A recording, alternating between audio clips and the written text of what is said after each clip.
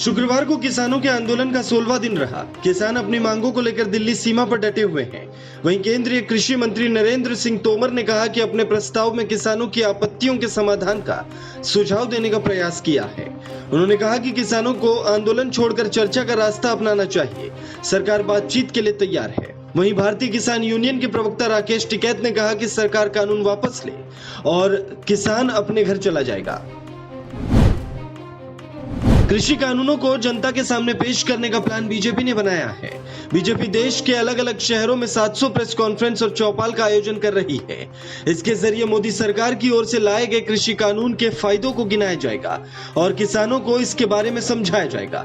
BJP इस दौरान देश में 100 से अधिक जगहों पर किसान सम्मेलन भी करेगी, जबकि हर जिले में प्रेस कॉन्फ्रेंस की जाएगी। कृषि कानूनों के खिलाफ किसान अड़े हुए हैं, वहीं सरकार भी पीछे हटने के मूड में नहीं है।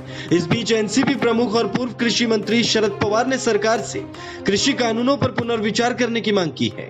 उन्होंने कहा कि इन कानूनों को बिना चर्चा के पारित किया गया था।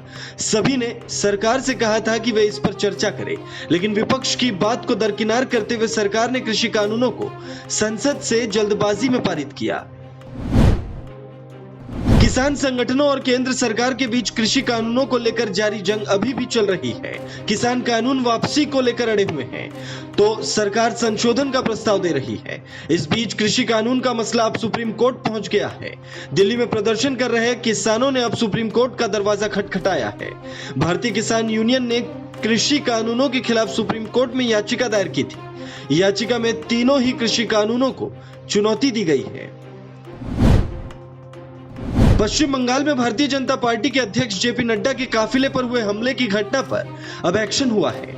बंगाल पुलिस के मुताबिक इस मामले में अभी तक 3 एफआईआर दर्ज की जा चुकी है, जबकि 7 लोगों की गिरफ्तारी हुई है। बंगाल पुलिस ने पत्थरबाजी के मामले में भी अज्ञात लोगों के खिलाफ 2 एफआईआर दर्ज की है। इसके अलावा पुलिस ने 1 एफआईआर बीजेपी नेता राकेश सिंह के खिलाफ दर्ज की है, जिन पर भीड़ को भड़काने का आरोप लगा है। पश्चिम बंगाल में विधानसभा चुनाव से पहले बड़ी राजनीतिक तकरार और कानून व्यवस्था पर उठ रहे सवालों के बीच राज्यपाल जगदीप धनखड़ ने प्रेस कॉन्फ्रेंस की। राज्यपाल ने राज्य की कानून व्यवस्था पर चिंता व्यक्त की है और कहा कि बंगाल में विपक्ष के लिए कोई जगह नहीं बची है।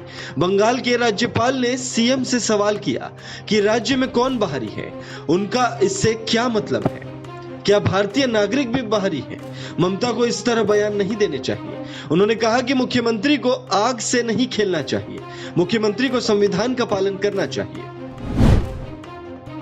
राजस्थान में एक बार फिर सियासी हलचल तेज होने लगी है। पिछली बार अशोक गहलोत सरकार को सुरक्षित करने में भारतीय ट्राइबल पार्टी यानी बीटीपी के जिन 2 विधायकों ने सहयोग किया था, वे अब कांग्रेस से नाराज हो गए। बीटीपी के 2 विधायकों ने कांग्रेस की अशोक गहलोत सरकार से समर्थन वापस ले लिया है। खबर है कि पंचायत चुनाव में नाराजगी के चलते बीटीपी के विधायक राम प्रसाद ने कांग्रेस सरकार से समर्थन वापसी का ऐलान किया। आरजेडी सुप्रीमो लालू प्रसाद यादव को अभी जेल में ही रहना होगा। चारा घोटाले मामले में उनकी जमानत याचिका पर सुनवाई फिर टल गई है। अब झारखंड हाईकोर्ट में इस मामले पर 6 हफ्ते बाद सुनवाई होगी। लालू प्रसाद के अधिवक्ता और सीबीआई के अधिवक्ता दोनों की ओर से अदालत में मामले की सुनवाई की तारीख बढ़ाने का आग्रह किया गया, जिसे अदालत ने स्वीकार कर लिया और अगली सुनवाई की तारीख तय की। कन्नड़ फिल्म इंडस्ट्री यानी सैंडलवुड में चल रहे ड्रग केस में गिरफ्तार हुई एक्ट्रेस संजना गलरानी को कर्नाटक हाई कोर्ट ने बेल दे दी है। बताया जा रहा है कि संजना को मेडिकल मदद के लिए बेल मिली है। कुछ समय पहले संजना ने अपनी बेल की अर्जी डाली थी, जिसके बाद हाई कोर्ट से मेडिकल दिक्कत के चलते उन्हें रिहा करने का फैसला सुनाया है। हफ्ते के अंतिम कारोबारी दिन शेयर बाजार में बाहर लौट आया है। सुबह हरे निशान में खुले सेंसेक्स ने कारोबार के दौरान 46,310 की ऐतिहासिक ऊंचाई हासिल की। बाद में शेयर बाजार की बढ़त कम हो गई, लेकिन कारोबार के अंत में सेंसेक्स 139 अंकों की तेजी के साथ 46,099 पर बंद हुआ। कारोबार के अंत में निफ्टी 36 अंकों की बढ़त के साथ 13,514 पर बंद हुआ। निफ्टी 34 अंकों की तेजी के साथ 13,512 पर खुला था।